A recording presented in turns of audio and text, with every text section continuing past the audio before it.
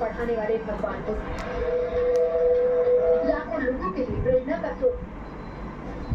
हद से ज्यादा तपस्या या बेहिसाब भूख के बजाय मध्यम मार्ग अपनाने की सलाह से लाखों करोड़ों लोगों ने भगवान बुद्ध से जीवन में संतुलन बनाने की प्रेरणा दी। मान्यता यह है कि अशोक सम्राट की पहल से बौद्ध धर्म भारत से श्रीलंका पहुंचा।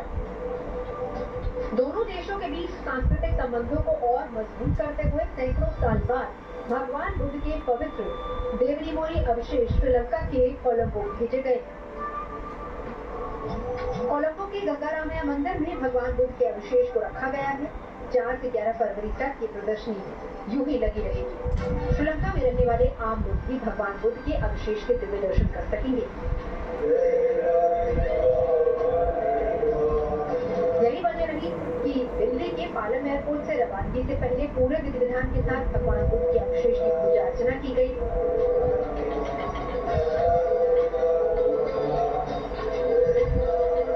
इसके बाद पूरे सम्मान के साथ भारतीय वायुसेना के विशेष C-130 विमान में इसे रखा गया।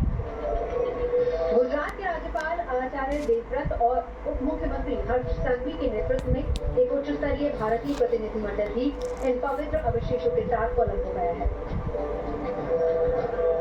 भारत के यशस्वी प्रधानमंत्री श्रीमान नरेंद्र मोदी जी श्रीलंका गए थे, तो उन्होंने वहां पर इन अवशेषों का जिक्र किया था। तो क्योंकि भगवान बुद्ध की शिक्षाएं प्राणी मात्र और समस्त विश्व के शांति की, कल्याण की, करुणा की, दया की भाव जो सार्वभौमिक सिद्धांत है उन पर टिकी हुई।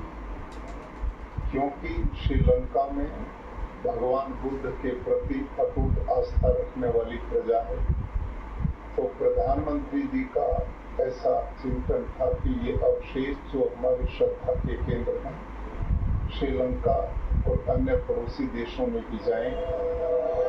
अप्रैल 2025 में श्रीलंका की यात्रा के दौरान प्रधानमंत्री नरेंद्र मोदी ने इस प्रदर्शनी की घोषणा की थी। गुजरात के शामलाजी के पास मौजूद देवनीमोरी में पुरातत्व विभाग की खुदाई के दौरान भगवान बुद्ध के पवित्र अवशेष मिले थे, जो 1957 में MSU के पुरातत्व विभाग के प्रोफेसर S.N. चौधरी के नेतृत्व में एक टीम की तरफ से शुरू की गई, जिसे 14 जनवरी 1963 को एक छोटा सा ताबूत मिला और उस पर ब्राह्मी लिपि में दशवर शरीर निलय लिखा हुआ था, जिसका मतलब होता है कि ये दशवर यानी कि बुद्ध के अवशेषों का निवास स्थान है। इस ताबूत में एक तांबे का डिब्बा है जिसमें पवित्र राख, रेशमी कपड़ा और मोतियों के साथ ऑर्गेनिक पदार्थ भी रखे हुए हैं, जो अब एयरटाइट डेसिकेटर में रखा गया है। प्रधानमंत्री श्री नरेंद्र भाई मोदी जी द्वारा 2022 से लगातार अलग अलग देशों में भगवान बुद्ध के विशेष एवं पवित्र अवशेषों को भेजा जाता है। कुछ समय पहले ही वियतनाम, भूटान, रशिया के प्रोविंस और आज ये अवशेष श्रीलंका जा रहे हैं। भारत की तरफ से ये पहल बौद्ध विरासत को दुनिया के साथ साझा करना है, जो भारत की भूमिका को बौद्ध विरासत के एक प्रमुख संरक्षण के रूप में स्थापित करती है। बुद्धिज्म या बुद्ध धर्म जो श्रीलंका में पहली बार जो ले जाया गया, वो सम्राट अशोक के जो पुत्र और पुत्री थे, दोनों वहाँ पे ले गए, और महिंदा और संघमित्रा।